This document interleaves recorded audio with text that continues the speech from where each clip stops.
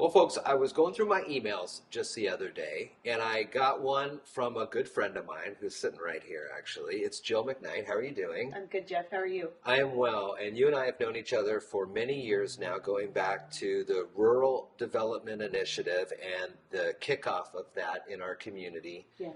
And we did the buddy benches around the county, and it kind of went on, and it was a whole lot of fun. And you and I got to talking, and we've talked over the years. And the email that you sent out was that you have gone back to school. I have. You've gotten your degree, and now you're going to be starting a practice. Is that what they're called? I'm really starting a program. Okay, That will also include the ability to do some speaking, facilitating, coaching, and include kind of a broad range of things. But the basis of it is going to be what I call life skills program. Yeah. I taught it at Turning Point for 3 years to the clients of Turning Point, and decided that I really needed to open it up to the bigger world. And you've been doing this on kind of your personal pages over these years, because I've followed along and I've seen your videos about life coaching and things like that. And the email that you sent out had an interesting hook in there, and it talked about narcissism. Yes. And narcissistic tendencies and things like that. And I was thinking a lot about your work with Turning Point and that topic. So I thought it would be a great opportunity to kind of discuss that and give some best practices for people out there who may either be in a narcissistic culture workforce or in a relationship or anything like that. Well, you touch on the most important point, which is people often have myths about what a narcissist looks like. And the reality is that we all have a bit of narcissism, right? Sure. It's definitely a scale. And so where does that scale get unhealthy? Where does that scale get toxic and really damaging to the people that you might be relating to? And a lot of people don't know. I often use the analogy that you're the frog, right? You are in the pot. The analogy goes that a frog will not try to get out of a pot of water, will try to get out if it's boiling. But if you put a frog in cold water and you amp it up at a degree or two at a time, the frog doesn't know, right?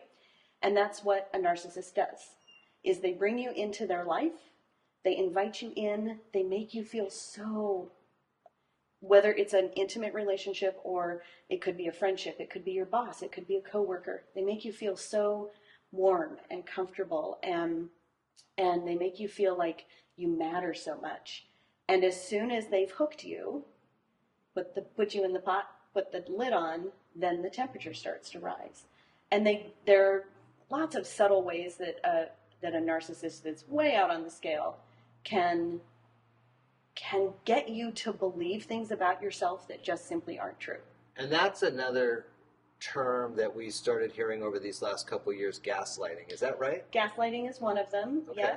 Gaslighting is the big one, the popular one. And what's that definition? So gaslighting is when someone convinces you of something that didn't happen. Okay.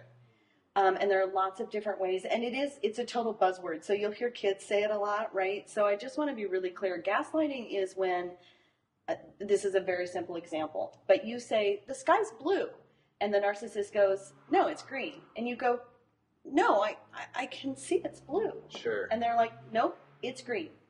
And you go through, and you ultimately go, maybe it is green. And when you're far enough into a relationship with a narcissist, then you don't even question.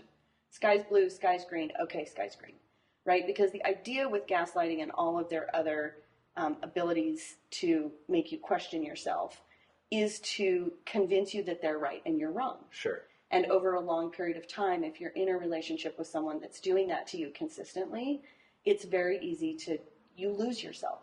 You really lose yourself, and you lose your ability to trust your own instinct for what it is that you are hoping to even just show up around. What are the qualities, or what are the overarching themes of a narcissist and a person who has these behaviors, and how they can hook a person and sometimes hook them very quickly? Sometimes hook them very quickly. That's called love bombing. If you're in an intimate relationship, it shows up in an intimate relationship more than any other.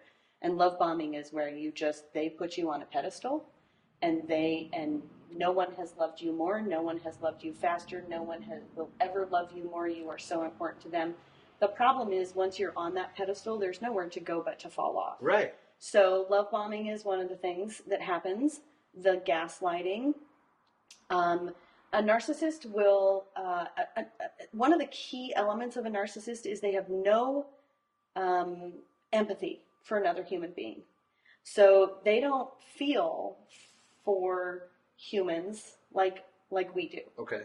And so it's kind of an interesting dynamic, because what ends up happening is a narcissist will watch what's happening around them, and then they will practice it. So they'll put on a face, they'll put on a mask, and if they've learned in a social situation what to do, then they're playing a role. They're not really genuinely who they are. And one of the elements that is kind of sad about narcissists is the reason that they present the way that they do is because they are so desperately lonely. They have no self-worth. And so they're looking to prove to the world how smart they are, how pretty they are, how rich they are, how great they are, while they have no internal ability to believe that about themselves. So there is an element of it that's really sad. Now, that said, if you're in a relationship with a toxic narcissist, it's miserable. It's just completely miserable. Are you always, the phrase is walking on eggshells, or you're never sure of what you're doing in the relationship is what will be accepted, or how does that, what are you concerned about if you're on the receiving end of that relationship? So I always like to say yes, and the big answer is everything. Every single thing you do, you become afraid of. Right. On the micro level of that, what that looks like is yes to what you're saying. You're walking on eggshells. You're afraid of what you're doing. You can't do anything right. No matter what you do, you can't do anything right. And the narcissist, in their process of knocking you off of the pedestal, wants you to fail so they can prove to themselves how smart they are, or how great they are, or how however it manifests itself in that particular narcissist world. So you end up being very tentative. You don't show up as who you are. You're afraid to show up as who you are. And I think one of the keys that is really, really important is you often don't know. You often don't know. You just don't feel like yourself. You don't feel like who you thought you were. You don't trust your instinct anymore. So Sure. You've got this constant internal dialogue about, did I do that? Did I say that right? Could I have done it differently? You're right. The narcissist is always going to make sure that you know it's your fault. No matter what you do, no matter how perfectly you do it, they'll always find fault. So there are all these key elements depending upon the type of relationship you're in with a narcissist, right? Some of it's going to look different if they're a coworker or a friend, as opposed to being a parent or a child or a partner. But you just always feel like nothing is ever right. And it starts to become just a piece of who you are. That once then you end the relationship with a narcissist, which takes time and tons and tons of strategy to actually successfully end a relationship with a narcissist, then it takes time to recover from that and to really heal, learn how to trust yourself again, learn how to notice the signs. Once you've attracted one narcissist, you'll likely attract another one. Thankfully, in my experience, those attractions get less and less, right? If you're paying attention and you're like, oh, wait, I ignored those red flags I've the first seen those time. flags. That's right. This time I'm going to practice a little differently, right? And so those relationships get shorter, they get easier, the extracting yourself gets easier. Yeah, that whole process. What have you learned about the advent and all of the social media, and everybody's taking selfies all the time and they want to show off, and they've got the filters on the things, so they always look perfect and stuff like that? Yeah, that's a great question. And I would say I have 2 kids, so I think about that a lot in terms of, we weren't raised with cell phones. We weren't raised with, we could make our mistakes and and they weren't national news, right? Yeah. And it concerns me. It concerns me that we are creating an environment not just of how does everybody look, how important is that? It concerns me that we've lost our ability then to connect with others. We lose our ability to look somebody in the eye, to shake their hand, to have a real conversation. And I know that as a parent, I've tried really hard to make sure that my kids don't fall into that. And I think that as parents, that's really all we can do at schools, practicing that and just trying to model the best behavior that we can for, yes, social media has a time and place. I use it to grow my business, absolutely. And there's a time and place to sit across the dinner table and have a real conversation and put the phone away. I am, one of the things I pride myself on is I am as real can get, right? So I try to really, especially when I'm teaching or coaching or facilitating any kind of role speaking that I do, I try to be real. I try to do that in my social media too. You won't find typos generally because I'm kind of a stickler about that, but it doesn't have to be perfect, right? It's better that I get the message out. And I think if people just know that done is better than perfect, and that we can, that our humanness is the most important thing, our connection, our ability to connect to people is the most important thing that we can do in life to lead a healthy, happy, joyful life. Do you think that I see online now there are forum groups and things like that where they talk about this person thinks that they're the main character, like out in the world. Oh, interesting. They're the main character of the whole world, and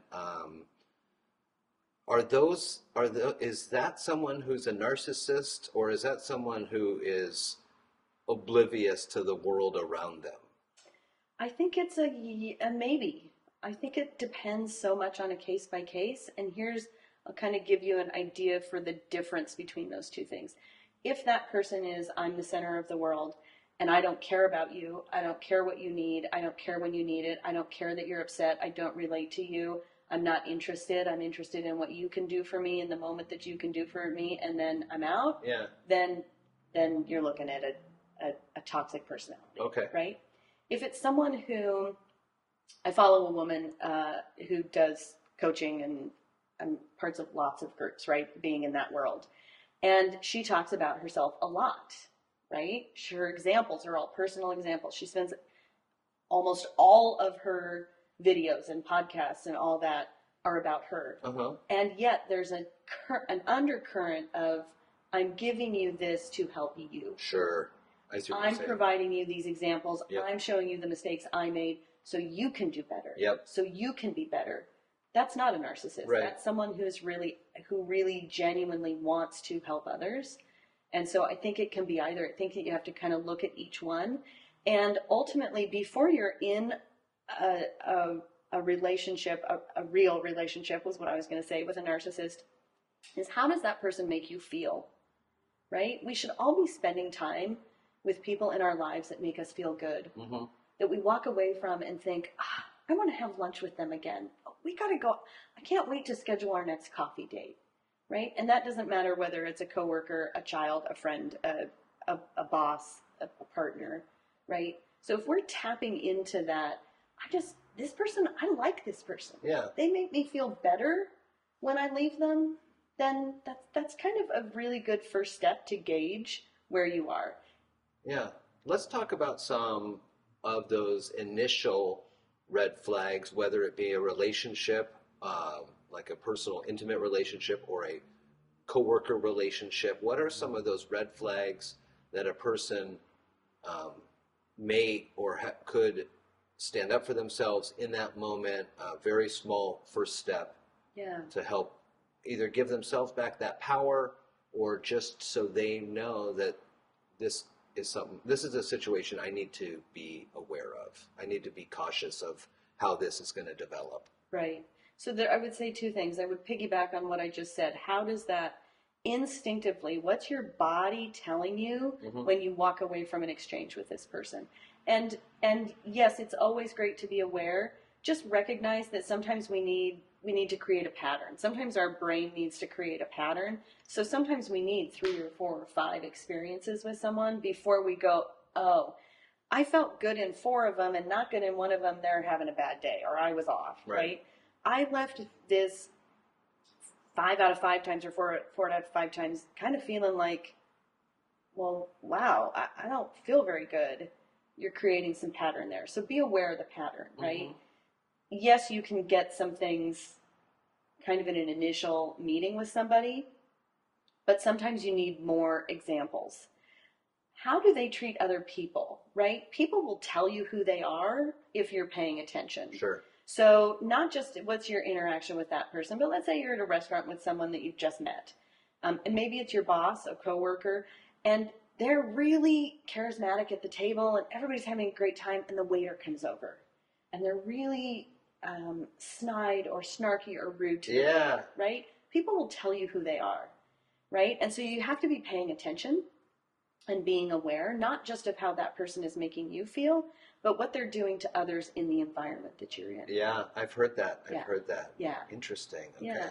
And the third thing I would say is I would go back to the love bombing. So if someone, and that's a fine line because some people are really charismatic, right? And some people want you to feel really, they want you to feel good about, when I meet somebody, I want them to walk away feeling like, I liked her, she helped me, she heard me, she saw me, right? So you got to, again, pay attention to that fine line, because there are narcissists, most narcissists are very charismatic. And so if it has that undercurrent of love bombing, like I can say, Jeff, we've known each other for years. I love watching your stuff. I love the fact that you're out in the community and that you do so much for Shelton. I love this little town, right? That's going to leave you feeling good. If I'm like, oh my God, Jeff, you're the best in the whole wide world, right? You're going to go, wait, that's a little much. A little much, right? Right? Yeah, that's okay. a little too much. Yeah. Right? So are they love bombing you by giving you too much too fast? That's another really quick way, and a red flag that we often miss, because it does leaving us, oh, she thought I was the best person in the whole wide world. Yeah. Oh my God. And then you go, but wait a minute. I have lots of other people who like me who don't do that. Yeah. So that's another way to kind of pick up one of those indicators early on. Well, this conversation could last for hours, I believe.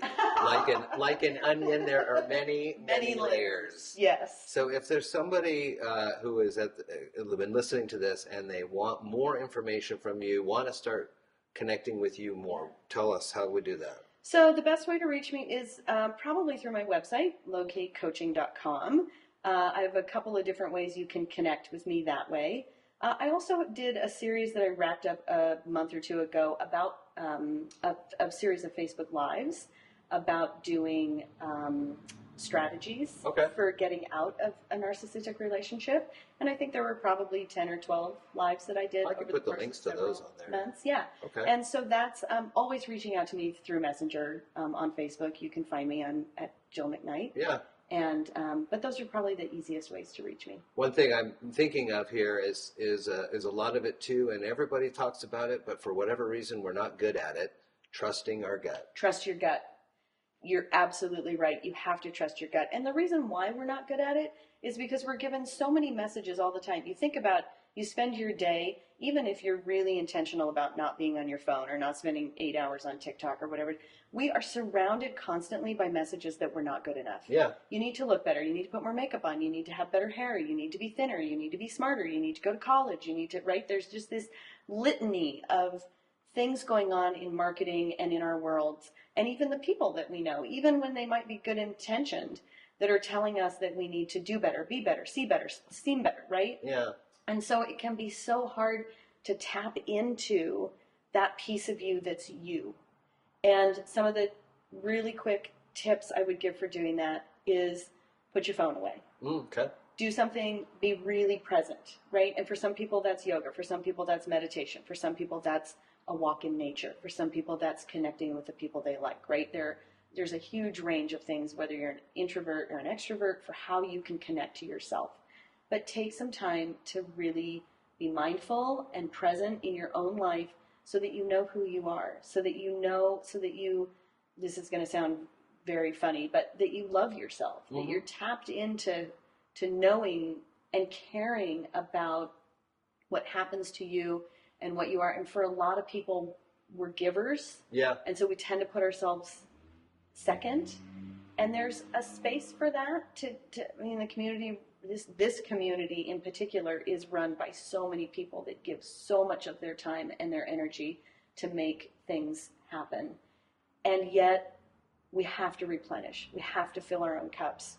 We have to have enough self-care that we can listen to that instinct, that we can listen to our voice. I've been thinking about that too, where, if I'm feeling down on myself, I'll be like, oh, come on, you idiot, you did this wrong, wrong, wrong. I would never tell anybody that they are an idiot and they did something wrong. Right. I never would say that to anybody. Ever.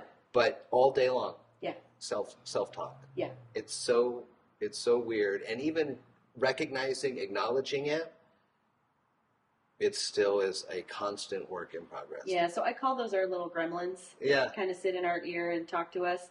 And to use the analogy, if you're struggling and the gremlin is taking up all the real estate in your head, kind of the goal through the process of what you're talking about is to get it into kind of a banker's box that you can, and a couple of the ways you can do that is to be like, thank you, I hear you. Yeah.